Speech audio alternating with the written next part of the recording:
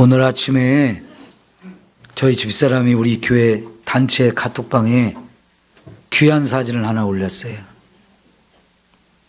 이일동 집사님, 전덕용 집사님, 복경승 권사님, 홍영자 권사님 네 분이 주방에서 음식을 만드는 사진을 뒷모습을 찍었어요. 이 한 장의 사진 속에 참 아름다운 이야기가 담겨 있기 때문에 사진을 올려드린 거예요. 70이 넘으신 두 남자 집사님이 주방에 들어가서 부인들과 함께 음식을 만들어서 여러분을 대접하려고 어제부터 수고를 많이 하셨어요. 아마 오늘 점심은 깨소금이 잔뜩 들어있을 거예요. 음식을 안 먹어봐서 모르겠지만 꿀맛도 느껴질 겁니다. 오늘은 좀 맛있게 드세요. 사진 한 장 속에 이렇게 귀한 이야기가 들어있을 수 있거든요. 5월달 가정의 달이라고 하잖아요. 이 5월달에는 여러분 집에서 한쪽 구석에 처박아 놨던 앨범을 꺼내서 자주 한번 살펴보세요. 사진 한 장 한 장 속에 여러분의 많은 추억이 담겨 있을 겁니다. 왜냐하면 여러분 사진을 보통 찍을 때는 어떤 때 사진을 찍나요? 어디 좀 놀러 갔을 때, 가족이 다 함께 모여서 무슨 행사를 할 때, 그러니까 사진을 찍을 때는 슬프고 답답하고 속상하고 그런 때 사진을 거의 안 찍어요. 기념하고 싶은 순간. 그 짧은 한순간이지만 그 시간이 너무 행복하고 좋아서 사진을 찍게 되거든요. 우리의 기억은 오래가지 못하잖아요. 그런데 사진이 빛발했어도 시간이 한참 지난 그 사진을 가만히 살펴보면 그 장소가 기억이 나고 거기 함께 갔던 사람들 또 거기서 있었던 이야기들이 하나씩 하나씩 많이 떠오르게 되어져요. 그러니까 그 사진을 보면 그냥 행복해진다고요. 그죠? 사람은 나이를 먹을수록 추억을 먹고 살게 돼요. 추억이 메마른 우리의 삶에 새로운 활력을 넣어주고 힘을 주게 됩니다. 그래서 여러분 그 낡은 사진이지만 그래도 이렇게 꺼내서 하나씩 살펴보면 지나간 많은 시간 속에 있었던 행복한 시간들이 자꾸 떠오르게 되어지거든요.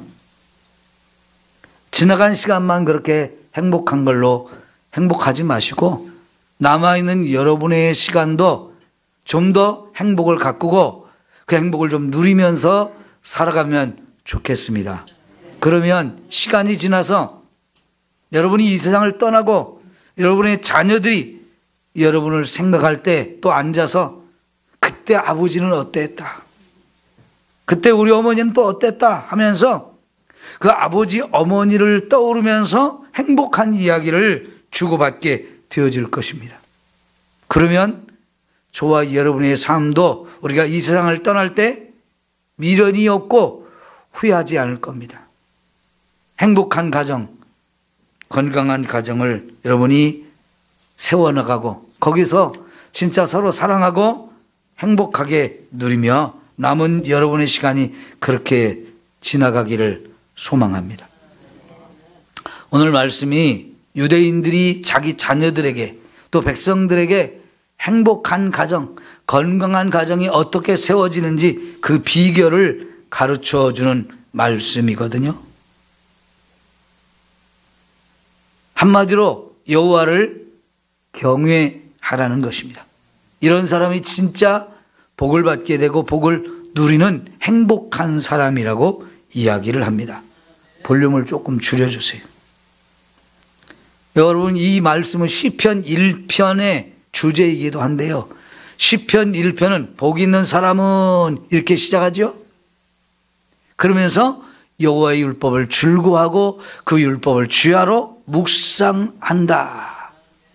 그런 사람은 시냇가에 심겨진 나무와 같아서 시절을 따라서 잎사귀도 계속 푸르고 열매도 계속 맺는다는 겁니다. 그러면 그 사람의 삶은 하는 일이 다 형통해진다고 말씀을 하지요.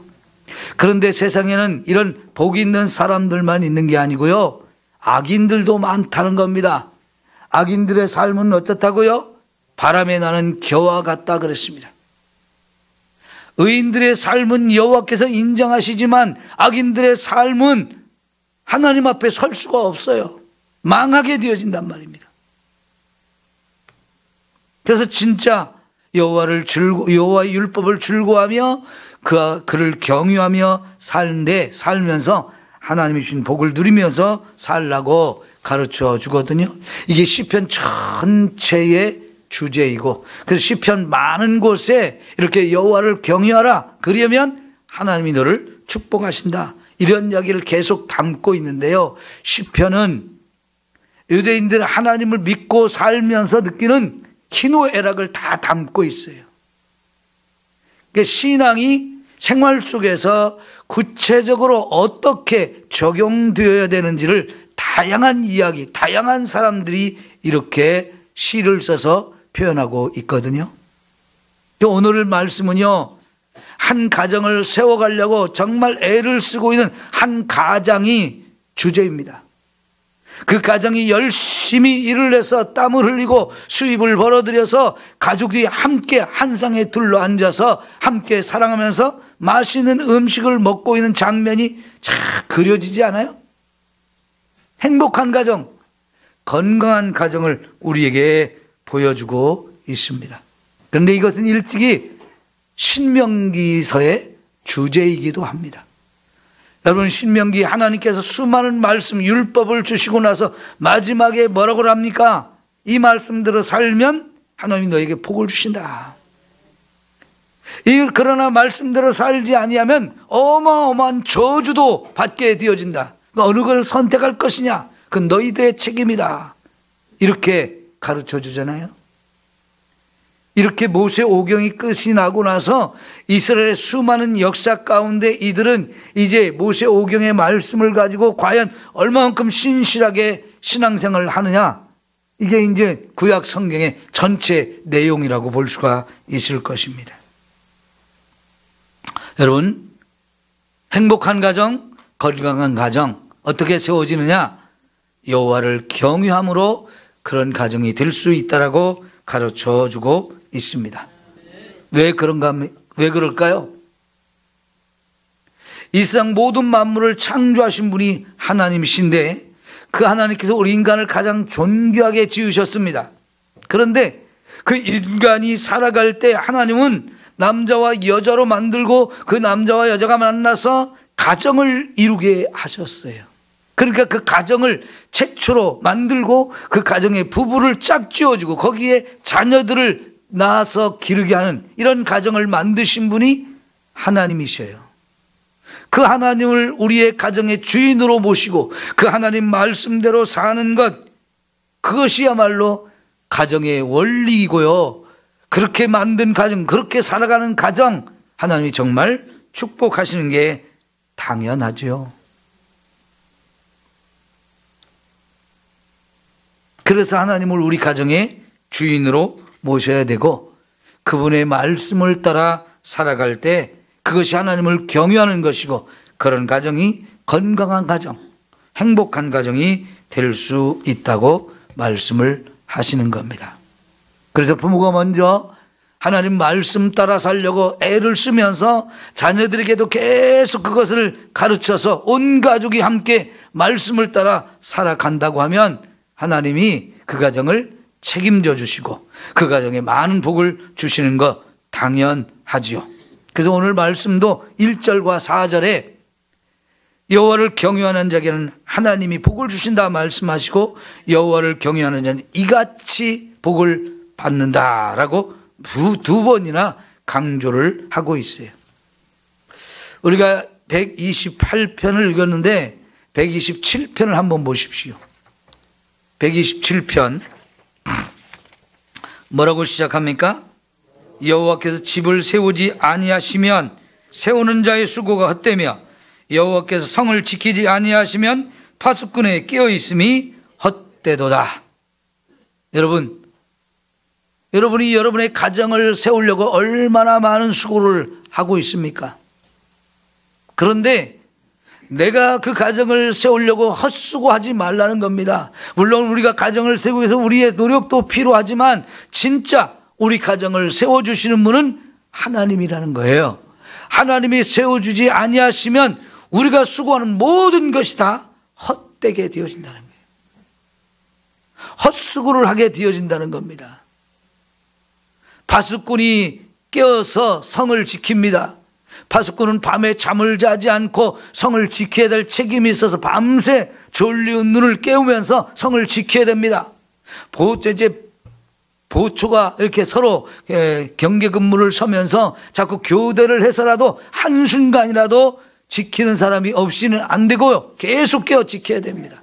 그래야 성에 건강하게 지킬 수 있는데요. 그런데 그런 성도 하나님이 세워주지 않고 지켜주지 아니하면 파수꾼들의 깨어서 있는 것이 헛수고가 되어진다는 거예요. 2절 말씀에도 너희가 일찍 일어나고 늦게 누우며 수고의 떡을 먹음이 헛되도다 그랬습니다.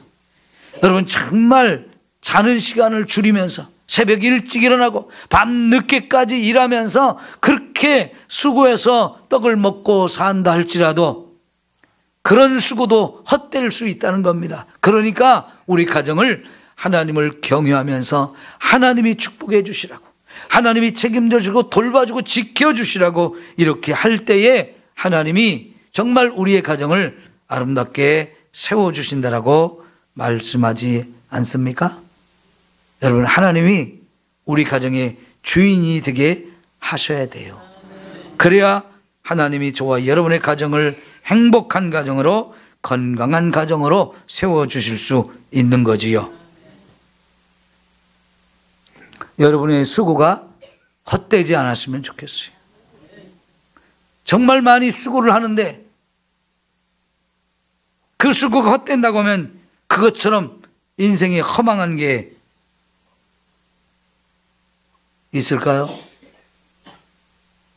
지금도 많은 가정이 무너지고 있습니다. 파괴되고 있어요. 그래서 그 가족의 구성원들이 얼마나 힘들어하고 가정 안에서 상처를 받고 고통 속에 살고 있는지, 눈물을 흘리는지 그런 가정이 정말 많지 않습니까?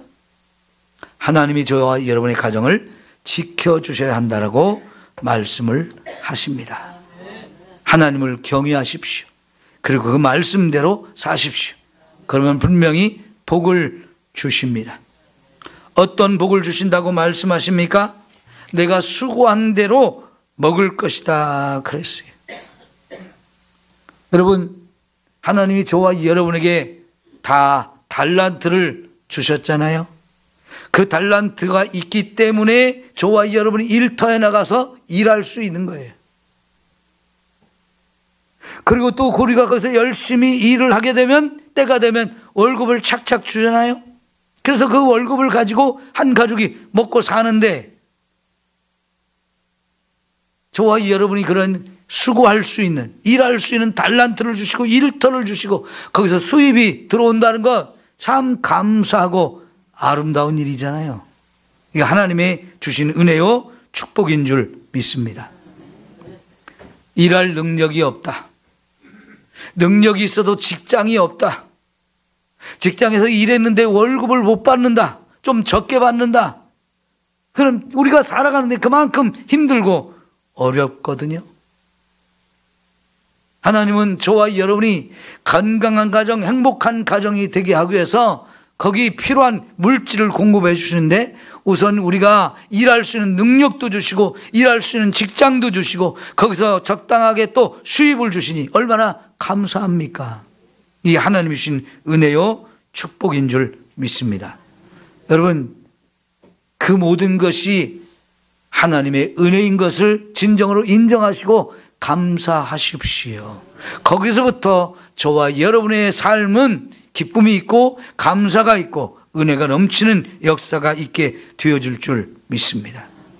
또한 하나님은 형통한 복을 주신다라고 말씀을 하셔요. 아까 시편 1편을 우리가 생각해 보았는데 시냇가에 심겨진 나무가 철을 따라 열매를 맺고 그 잎사귀는 마르지 않는다 했습니다.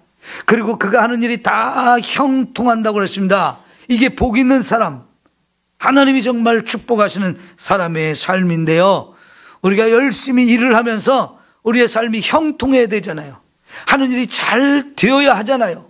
그런데 여러분, 우리 인생이 내가 마음먹은 대로 꼭 그렇게 되어집니까?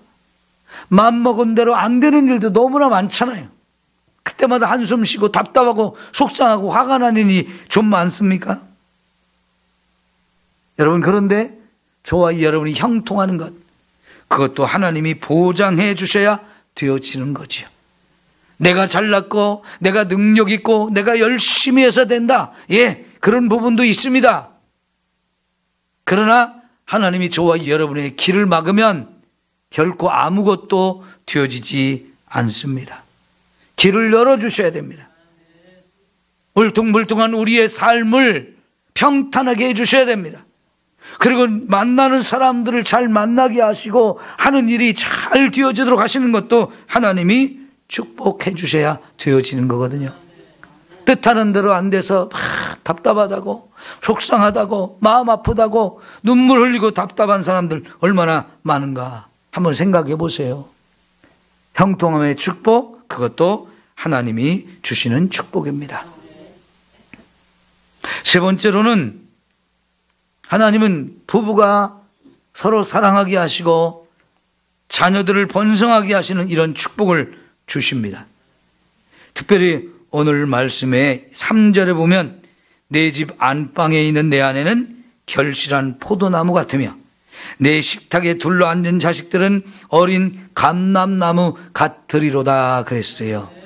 여러분, 아내와 자녀를 포도나무, 감람나무에 비유를 하고 있는데 의미가 잘 여러분에게 와닿지 않죠? 이거는 유대인들에게는 굉장히 큰 축복의 내용입니다. 유대 땅에서요, 포도나무, 감람나무는 가장 소중한 나무들입니다. 그래서 대부분의 사람들은 자기 집과 주변에 포도나무와 감람나무를 많이 심어요. 거기서 포도 열매를 따고 그것을 먹기도 하고 건포도주를 만들기도 하고 포도주를 만들어서 이게 필수적인 생활의 필수품입니다. 왜냐하면 그 지역 전체가 석회암 지대예요. 여러분, 석회암 지대에서 나는 물들은 그냥 먹으면 안 됩니다. 신장에 요로 결석이 100% 생깁니다. 신장에 이 물에 석회수가 또 석회암이 녹아들어 가지고 그걸 마시게 되면 요로 결석이 100% 생겨요. 그러면 병이 되지요. 그렇기 때문에 이 그냥 물보다는 포도주를 음료수처럼 이렇게 먹기 때문에 유대 땅에 중동 지역에 사는 사람들한테 포도나무는 필수적인 나무예요. 이 좋은 포도나무가 심겨지고 거기서 열매를 주렁주렁 거둔다는 것은 정말 행복한 거예요. 거기 또 감람나무, 올리브 기름이라고 하죠. 지금 전 세계 많은 나라 사람들이 돈을 벌면 올리브 기름을 참 많이 사용해요. 이 올리브 기름은 음식을 먹는데도, 음식을 하는데도 많이 사용되고 또 그냥 건강으로 먹기도 하고 약으로 사용하기도 하고 다양한 걸로 사용되어지기 때문에 유대인들은 집집마다 포도나무, 감람나무를 다 심어서 그걸 생활에 굉장히 유용하게 많이 사용하는데요. 그 포도나무와 감람나무를 아내와 자녀들이라고 표현을 하고 있습니다. 그래서 유대인들은 자기 포도나무가 있고 자기 감람나무가 있고 그 아래에서 그늘 아래에 쉬고 있으면 그게 가장 행복한 삶이고 가장 꿈꾸는 이상적인 삶이 되는 거예요. 여러분 그 남진 씨 옛날 히트송이 뭐냐면 저 푸른 초원 위에 그림 같은 집을 짓고 사랑하는 우리님과 한 100년 살고 싶어. 굉장히 히트친 노래죠. 모르는 사람이 없어요. 그 한번 노래를 부르면 그림이 싹 그려지잖아요. 사랑하는 사람을 만나서 저 푸른 초원 위에 그림 같은 집을 짓고 산다는 거 정말 행복하잖아요. 그런데 유대인들은 그거를 내 포도나무, 내 감람나무 그 그늘 아래서 쉬고 있는 것, 그걸 최고의 이상적인 모습으로 그리고 있는 거예요. 그러니까 내 집 안방에 지금 포도나무, 결실한 포도나무 같은 아내가 있고 감람나무 같은 자녀들이 있어서 한 상에 둘러서 지금 함께 맛있는 음식을 먹고 있다는 것은 그냥 행복한 가정, 건강한 가정이 그림으로 싹 그려지잖아요.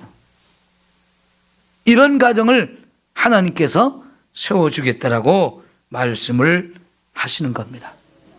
유대인들은요, 이 포도나무, 그렇게 또 감람나무, 이거를 가꾸면서 그걸 열매를 따서 유용하게 많은 것을 이렇게 사용하면서 먹고 즐기는 것만 하지 아니하고요, 이걸 통해서 진짜 많은 교훈과 가르침을 받기도 해요.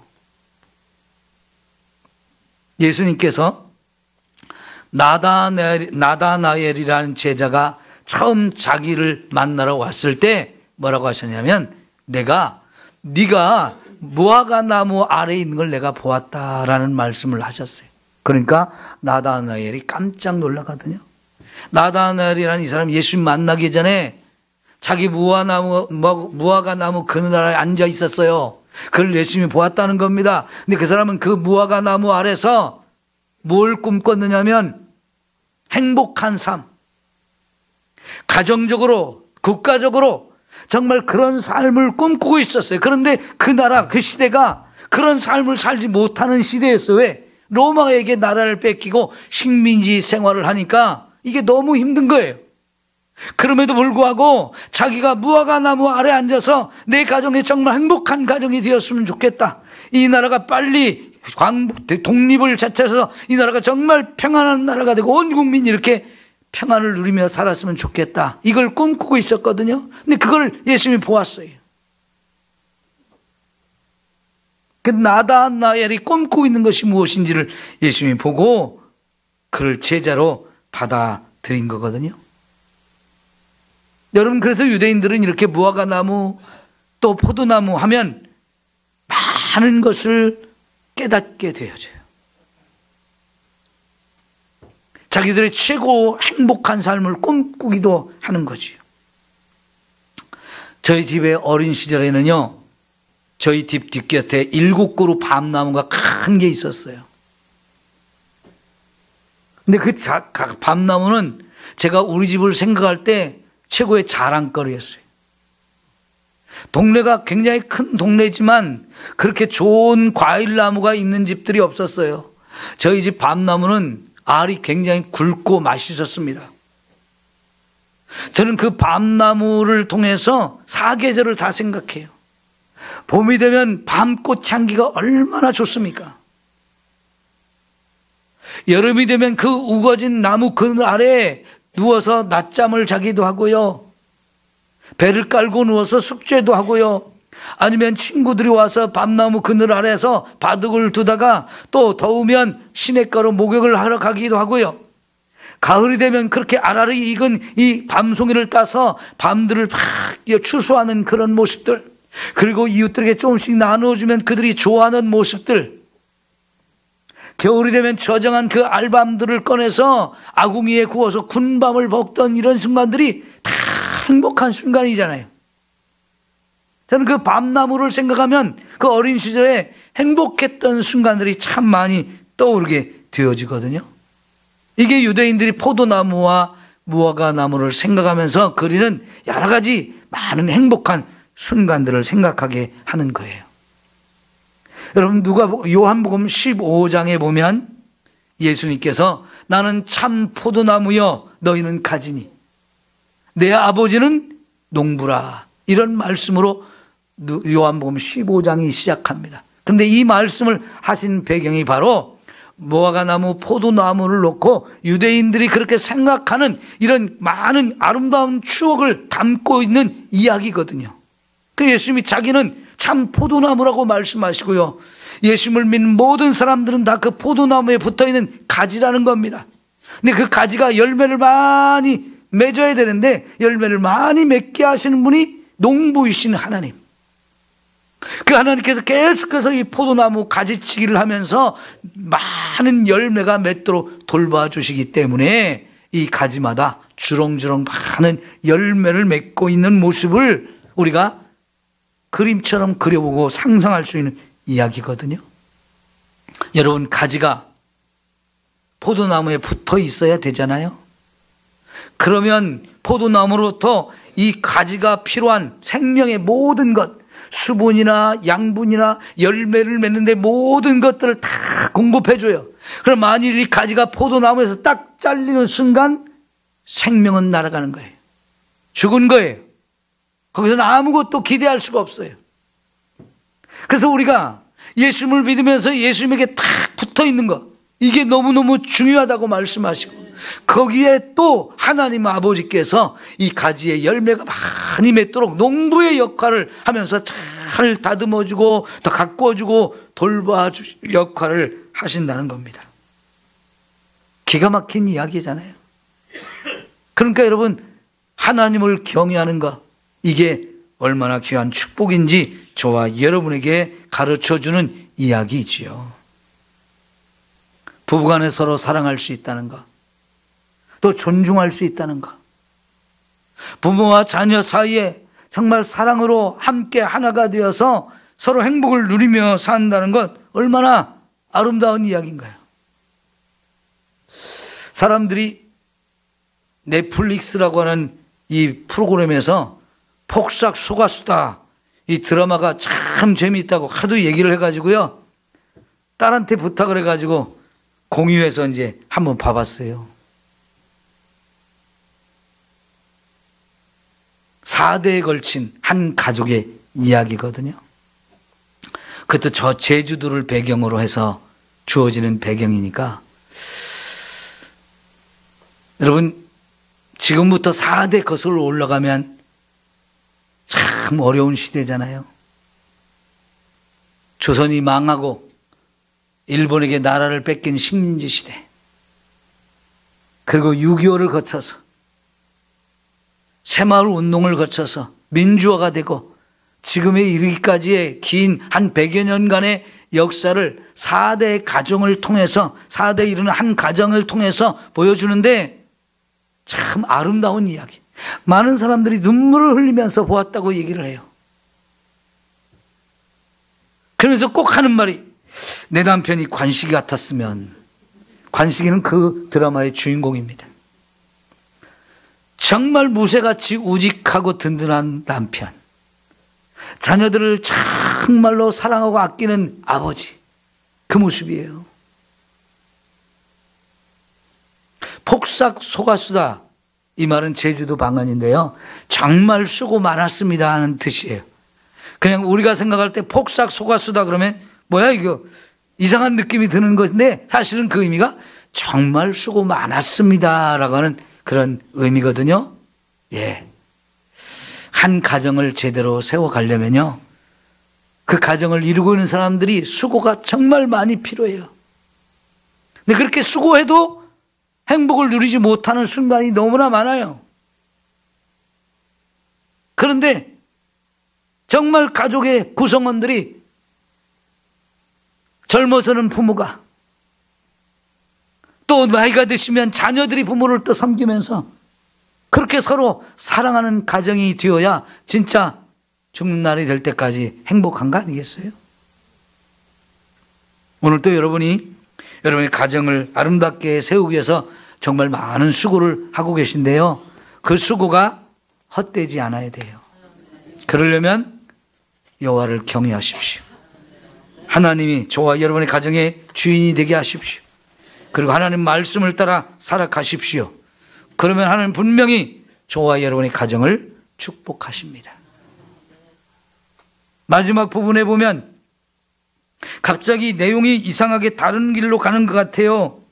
여호와께서 시온에서 내게 복을 주실지어다. 너는 평생에 예루살렘의 번영을 보며 내 자식의 자식을 볼지어다. 이스라엘에게 평강이 있을지로다 하면서 5절, 이 말씀이 이상하게 전혀 다른 이야기를 하는 것처럼 보입니다.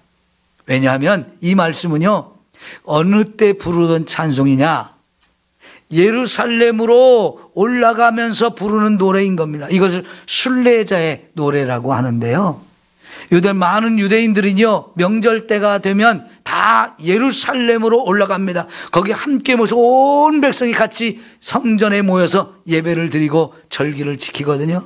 근데 그런 절기뿐만 아니라 개인적으로 하나님의 성전에 가서 예배를 드리고 싶은 사람들 먼 길을 가야 돼요. 예루살렘을 향해서 가야 돼요. 왜 그렇습니까? 거기 하나님의 성전이 있고 거기 가서 하나님 앞에 예배하며 거기 가서 말씀을 듣고 오는 그 기쁨이 있기 때문에요, 그 먼 길을 성전을 향해 출발할 때마다 가면서 계속 이런 노래를 부르는 거예요. 그러니까 우리 가정이 행복하려면 내가 하나님과의 관계가 바로 세워져야 되는데, 그거는 예배하는 속에서 하나님의 성전에 나가서 예배하고 말씀을 듣는 가운데서 그 복과 은혜를 깨닫게 되고, 그래서 예루살렘이 항상 평안하도록 기도하고 예루살렘이 항상 번영하도록 기도하는 거지요. 예루살렘이 평안하다는 건 국가적인 번영이고 국가적인 평안입니다.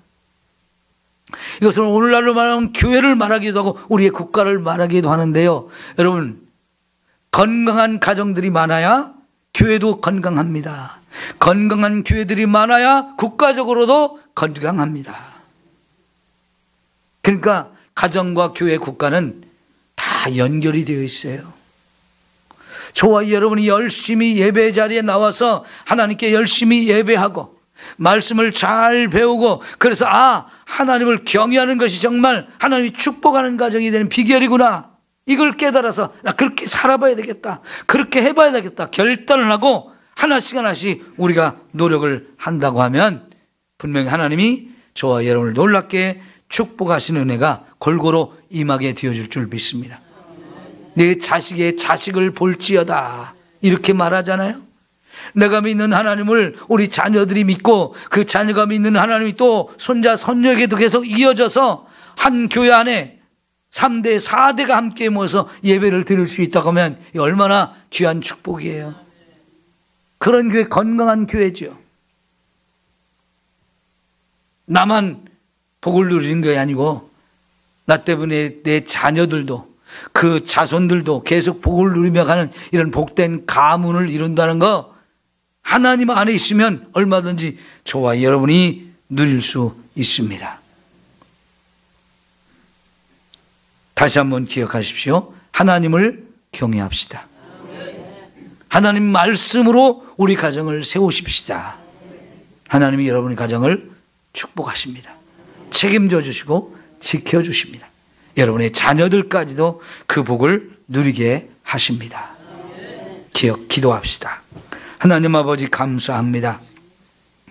우리의 가정을 세워주신 분이 하나님이신데, 하나님, 우리 가정을 축복의 가정으로 세우고 싶습니다.